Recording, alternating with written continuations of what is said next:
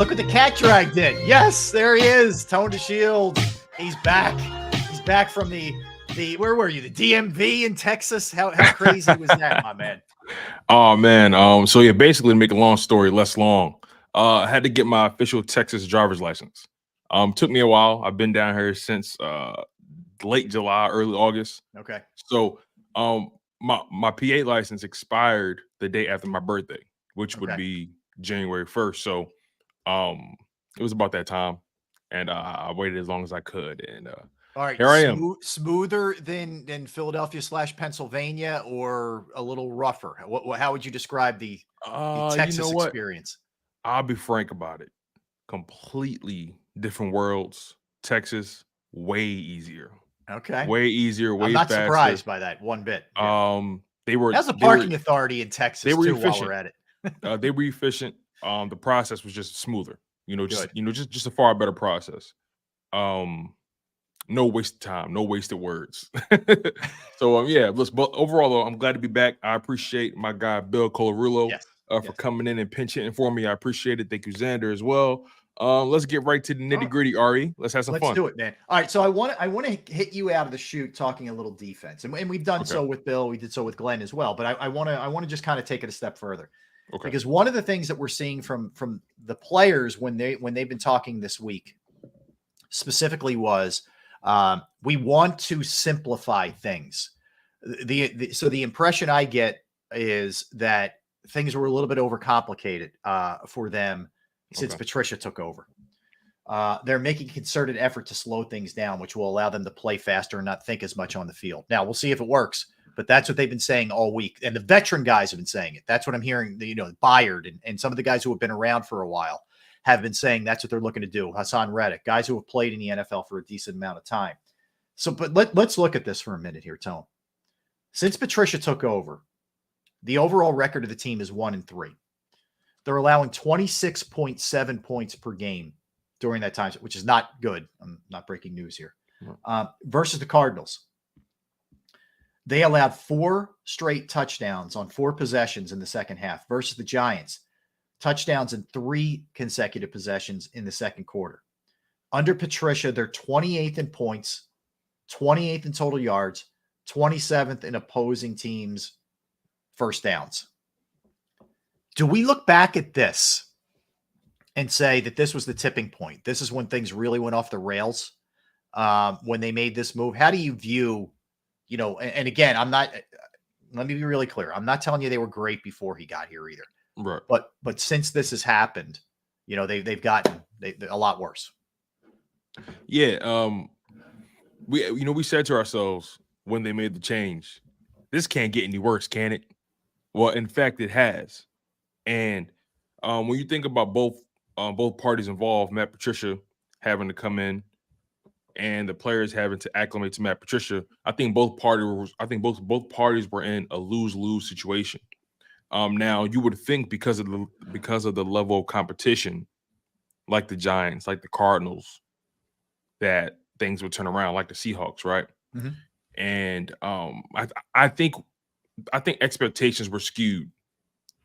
I feel like we had an unfair, and I mean as an entire fan base, right? Yeah. I believe most people had a misconception about how much change can occur in such a short amount of time. And Matt Patricia is a guy that a lot of people have their own opinions about. Him coming here behind Sean Desai didn't really seem like the most genuine move. So when you put him in position to be a DC after demoting Sean Desai, it's a lose-lose for everybody, all across the board. I don't know. I didn't believe much change could happen. At the time, we understood the decision, though. We said to ourselves, this defense is not performing. Where's the tipping point? At some point, something has to change. Who's going to be held accountable? They decided to move on from Sean Desai and demote him, put him in the closet, elevate Matt Patricia. Matt Patricia can't save this defense. It's a talent issue. Mm-hmm. It's a clear-cut talent issue. Making things easier to understand obviously would help. But how much can you change again? How much can you simplify in a week's time? Mm-hmm. last night I was sitting with myself and I was just thinking about how much time I had to do, whatever I needed to do today, run my errands. And I'm thinking, okay, how much time is there really in a day for these guys to really get in the lab and really tweak, game planning and terminology, learn new things, simplify certain like how much time do they really have to get this much work in when they have to factor in conditioning and on field time, and how much can really change? Right. So going into this playoff matchup with the Buccaneers, I know they're focused more on game plan. Now it helps that they played the team before, but they also have to pay attention to the recent game, the recent game tape. I don't know how much this defense is going to be improved come Monday against the Buccaneers, and I just don't really see any solutions other than maybe simplifying things. But again, I don't know how much help that will provide as well, because the players are still who they are. Right. Maybe a little less thinking out there. Who knows if that benefits them. Hey, Jason Kelce voted first team All-Pro by the AP. No surprise there. But Associated Press, awesome. Yeah, nice honor for him. Did they release any other names? Yeah, we got everything. So the second team is AJ Brown, Lane Johnson, and Jake Elliott. All get second team for them. I'll give you the whole thing actually right now. Quarterback is Lamar Jackson. The halfback is Christian McCaffrey. Fullback is Kyle Juszczyk. Tight end is George Kittle. Your receivers are Tyreek Hill, CeeDee Lamb, Amon-Ra St. Brown. Left tackle, Trent Williams. Left guard, Joe Thuney. Kelsey's the center. Zach Martin is the right guard. Penei Sewell is the right tackle. Edge rushers, Myles Garrett, TJ Watt. Interior, Aaron Donald, Chris Jones. Linebackers, Fred Warner, Roquan Smith, Quincy Williams. Your corners, Deron Bland, Sauce Gardner. Your slot corner, Trent McDuffie. Your safeties, Kyle Hamilton, Antoine Winfield, who the Eagles will see on Monday night from Tampa Bay. First team place kicker is Brandon Aubrey from Dallas. Again, Elliott, second team. Punter, AJ Cole from Vegas. Kick returner, Kason Nixon from the Packers. Punt returner, Rashid Shaheed from New Orleans. Special teams, Miles Killebrew. Long snapper, Ross Matisek from Jacksonville. So there's your first team All-Pro right there. So another honor, another notch in the future Hall of Fame, resume for Kelce. So in total, how many Eagles is that? What was that? So you have three altogether. If you include second team, you have Kelce's the only first teamer, AJ Brown, Lane Johnson, Jake Elliott, second team. That's what you have. Yep. Okay. I would have put that second half of the season really hurt AJ Brown. He should have been first team. It did. He should have been first. He should have been first team. But that second half, things got cold for everybody, and listen, man, I can't really argue with any of these, to tell you the truth. I mean, I can't really argue either. I would probably push back on putting Amon-Ra above AJ, but other than that, I think everything else is pretty sound. And again, it's not saying Amon-Ra St. Brown didn't deserve. I don't want that to get out there. He deserved his position. Yeah. But if I had to choose, I would choose AJ Brown. But he rightfully deserves where he is. It's like it's splitting hairs at this point. But I just I have a preference, and I'm biased. So yeah, look, and that's a big time honor to be All-Pro. Of course, especially a guy who was. Remember, Amon-Ra St. Brown was peeved about not making the Pro Bowl. He's a receipt keeper, my man. My man is not afraid to, and it works for him. But this is how it's important to be patient with your success, because God's going to bless you. You got a Pro Bowl. You missed a Pro Bowl, not okay, but the All-Pro is much more valuable. It's much more valuable. Much more valuable. No so question. You're good, Amon-Ra St. Brown. The people that know. Well, you were the man.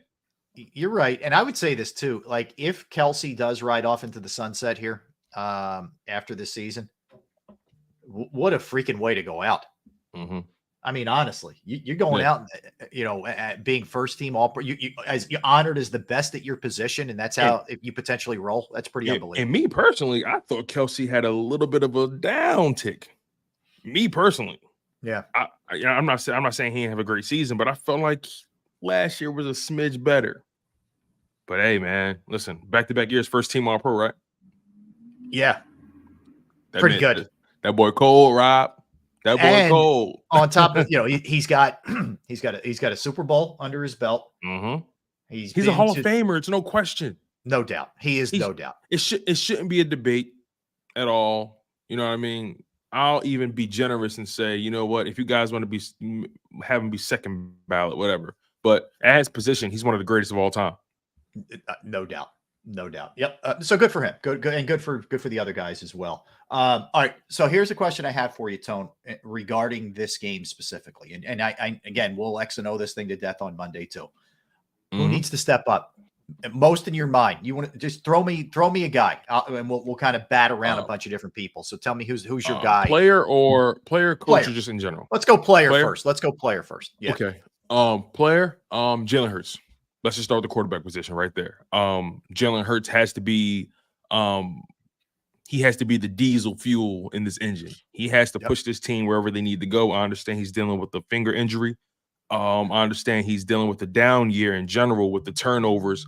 But overall, statistically, although the turnovers are bad, completion percentage on par with last season. Yards on par with last season. Touchdowns on par with last season. Just overall production on par with last season. Turnovers is what makes it ugly. So he has the skill set. He has the toolkit. He has everything he needs to be successful. He's shown that he can put points on the board. He has to be efficient. He has to be effective.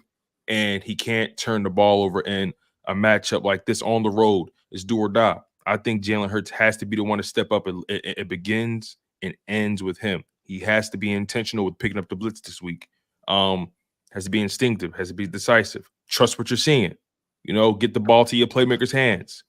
Don't think you have to win the game in all one throw. You got this. All right. So I think Jalen Hurts has to be the main one to step up on both sides of the ball. It begins and it ends with Jalen Alexander Hurts. When you go middle name, man, that's serious. Then you know it's playoff time when the middle name comes, or you're in big trouble, one or the other. All right, so here's the question I have for you. I know we talked about this right off the top, and you hopped on, you just got on. So I want to just sort of revisit something. I mean, he basically didn't throw in practice yesterday. He was throwing little sort of like lobs, you know, with guys that are 5 feet in front of him or whatever. He wasn't ripping anything. Let's put it to you that way. This finger's a little concerning because even he never talks about injuries. He brought it up himself, basically saying, I probably shouldn't have went back into the game against the Giants. You know, it's sore. And, you know, I wonder if they're going to, I don't know how you view this. They're going to numb that thing up. Well, they are. I agree with you there. But you can't have it too. You still want to be able to feel a little. Yeah. You know, you want to feel what's going on. Yeah. But I wonder if they're going to look to make more of a concerted effort to run with him dealing with that finger, or they're just going to say, screw it, we're going to do what we do and blah, blah, blah. I don't know. I mean, I would hope, they take a smart approach, man, with this thing, with this guy, especially if he's not right. Here's the thing, whatever the last bit of the conversation I caught with Glenn McNow, you know, you guys were talking about the blitz and Wink Martindale, and you know what he's going to do. Like it's Wink Martindale. Like what else is he going to do? Like it's how do you not, you know, say to Dallas Goedert with all the experience you guys have together, hey, quick slant, the blitz is coming from right here. We're gonna hit you right there. Like why aren't you responding quickly? You know, when you see it, you know where it's coming from. You see it. That has to be something that is taken into strong consideration going in this matchup with Todd Bowles and the Buccaneers, right? I'm putting a lot of this on Jalen Hurts, even with the finger, even if the game plan is to lean on the run game. This coaching staff just has to use their common sense, right? Like not overthink this thing. You know what Todd Bowles wants to do. You know what he wants to do. He wants to get your quarterback uncomfortable, get him off his spots. He wants to attack that hand. He's going to throw bodies at him. They're going to test the velocity of that throwing hand. They're going to test it. So lean on your running game, ground and pound, shorten the game, control time of possession, dominate the line of scrimmage, and put Jalen Hurts in position to make quick, effective, easy throws. Don't overcomplicate his life when it doesn't have to be. Don't overcomplicate anybody's life. You know, just win the game. You're more talented than this team, top to bottom. Win the game. Yeah, and you had success running against them the first game. It would just seem to make too much sense. Now they will be more healthy. Now they will be more healthy this go around. They will be more healthy. That's true. But all right. So I would agree with you with Hurts. The one I'm going to go with is on the other side, and he hasn't had a bad year at all. But I'm going to go with Hassan Reddick. I think this needs to be a wreak havoc kind of game for him, where he's impacting things in a big way. I don't know that I could count right now on Josh Sweat or a lot of other guys defensively, but I need Hassan Reddick to be a monster. I do. I need that guy to just be who he was last year in the Niner game, in the Giants game, really the entire season. Get back to being that dude. And I know you don't have as much help as you had on that defensive line last year, but still, he's got to figure it out.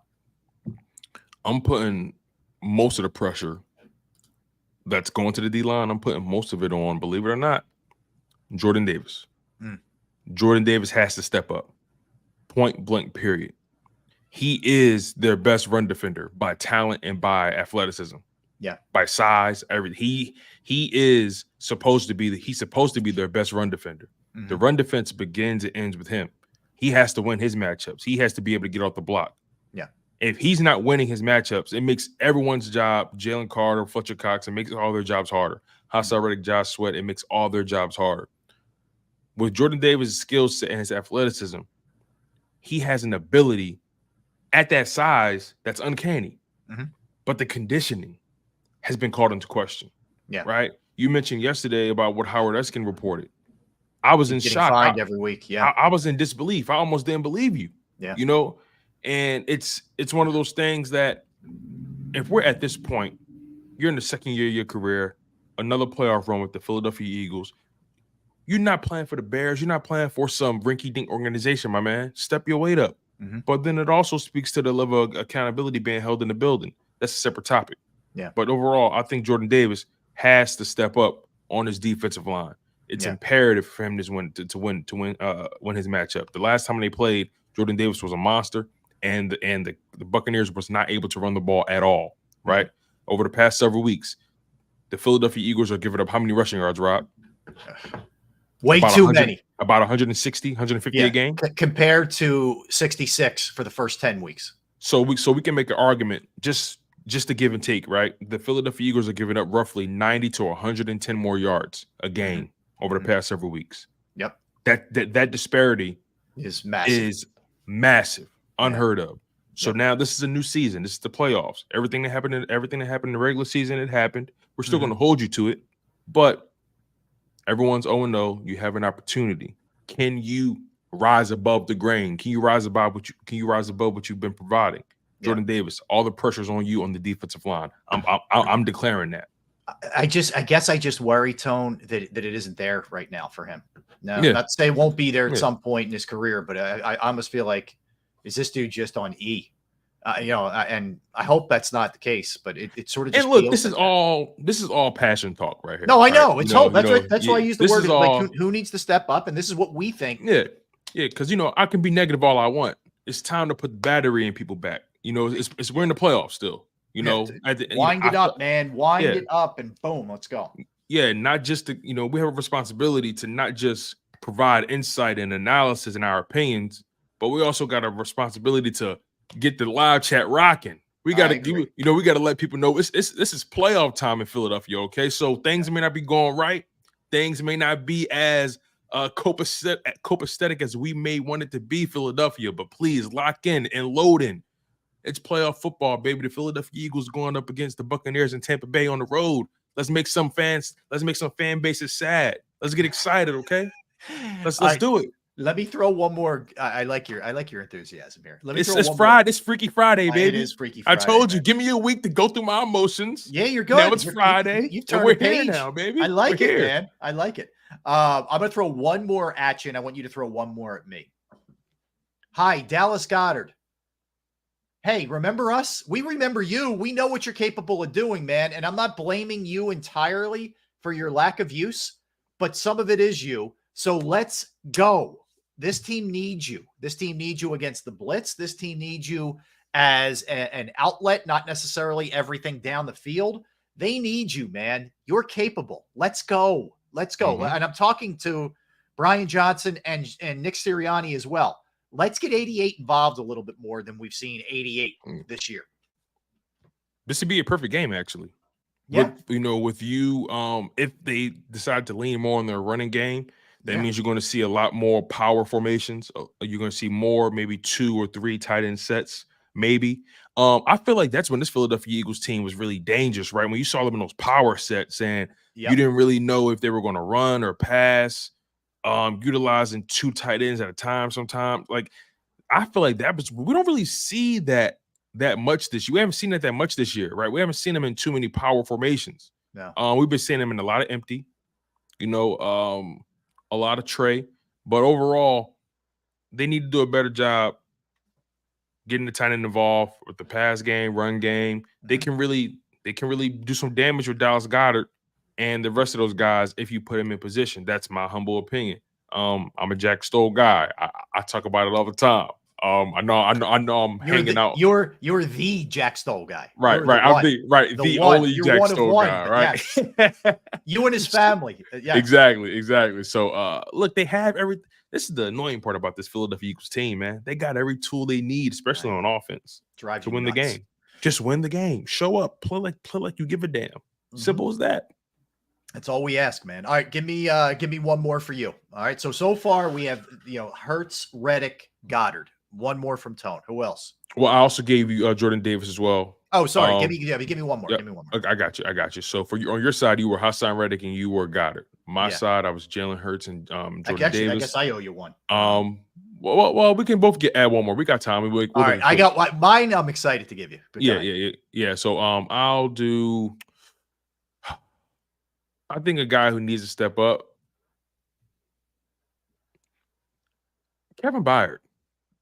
I think Kevin Byard needs to step up because they traded for you, and you were and they believed you were the missing piece to help get this defense back on track, or at least somewhat stabilize it, right? With your veteran presence, with your experience, you've seen the game, been around the game for a long time, multi-time Pro Bowler and All Pro. When they traded for you, they thought they were getting that level of experience. Maybe not that same level of athleticism, because at the end of the day, people get older. It is what it is, right? He's 30 plus. So at the very least, they thought that they were getting that level of ingenuity and instincts, and we haven't really seen that in full, right? He's had some moments, but we haven't really seen Kevin Byard in his full glory. I think Kevin Byard has an opportunity here in the playoffs, his first playoff appearance for the Philadelphia Eagles, to make a splash. They're going up against a quarterback who's prone to make some mistakes, who's also a little hobbled as well. He's dealing with, I believe, a hip, right? Some hip and some rib issues. Yeah. And we all know quarterbacks are built ankle and ribs, I believe. Yeah. Ankle and ribs. So we all know quarterbacks are built from the ground up. If that ankle ain't right and that rib ain't right, it's going to be hard for him to get torque on those throws. Maybe he'll throw you a couple ducks, make an impact, make a game-changing play, pick it off, maybe take it to the 50-yard line, or maybe take it to the house. You never even know. But listen, Kevin Byard, it's time for you to get things on the road, and that's just how I look at it. So I have Jalen Hurts, Jordan Davis, and Kevin Byard. Who's your final person that needs to step up for these guys? Brandon Graham. The OG. Okay. Yeah. Okay. Because look, I know he hasn't. You think they'll give him time? You think they'll give him time? I do, actually. Yeah. They have really dialed back his reps this year, which is fine if your philosophy was we want him full bore for the playoffs. I hope that's what it is. I hope it's just not that we recognize that he's, kind of at the end. I'm going to go with the former instead of the latter. And I'm going to believe that a guy who's had a knack for making big plays his entire career comes up big when they need him the most. And I think Brandon Graham understands the moment, understands the sense of urgency that's going on with this team right now. And I'm going to bank that we get sort of old school BG. So I think he makes a play in this game, whether it's a strip sack, whether it's a tackle for a loss or something, recovers a fumble. I just feel like Brandon Graham's going to make an impact where we haven't really seen him make an impact the entire season. So I am going to go real OG here, because I think he also knows, Tone, any of these games could be the last one in an Eagles uniform for him. So if they lose, it's probably it. I know he wants to play 15 years and he's at his 14th, but my guess is with the lack of production, he's probably gone after this year, which, again, you miss him as a person, but so I think you're going to see him step up and do something in this game. Hey, 14 years in the NFL, man, It's it's a incredible. blessing. Same team It's is incredible. nuts. They And the have same team. 3 total anomalies. Kelsey, well, actually 4. Kelsey, Cox, Lane Johnson, and Brandon Graham. Like those guys have played that many years with the same team. It's not common. In this day and year is sick, man. It's crazy. Yeah. All right, here's what we're gonna do. We're gonna come back, and I got a bunch of stuff on the Bucs that I want to throw your way. All right, not the necessarily obvious stuff, but a little bit deeper dive that I took this morning, going down Bucs rabbit holes today to try to get ready for the show, which we will do when we come back. So don't go anywhere. That's Tony Shields. I am Rob Ellis. We are Sports Take, JAKIB Sports YouTube Network. Time for me right now to tell you about the great folks at Pro Action Restoration. They have been out and about in the Delaware Valley over the course of the last few days after we had those bad storms, and they are just helping people dig out of some of the issues they had, some flooding that they've had, just a lot of different problems that comes about when you have really nasty wind and rain, for sure. And I had my own issues, as you know, with a flood in my house, and they did an amazing job for me. Just incredible in terms of taking care of everything, with the painting, with the drywall, with the carpet. Pro Action Restoration is on call 24 hours, 7 days a week to assist. So if it's fire, smoke, mold damage, you name it, they can help you. And they're licensed, bonded, fully insured, serving the tri-state area for more than 2 decades. Pro Action Restoration also will work in conjunction with your insurance company. So give them a call, 610-623-3760, 610-623-3760, or online at proactionrestoration.com. That's Pro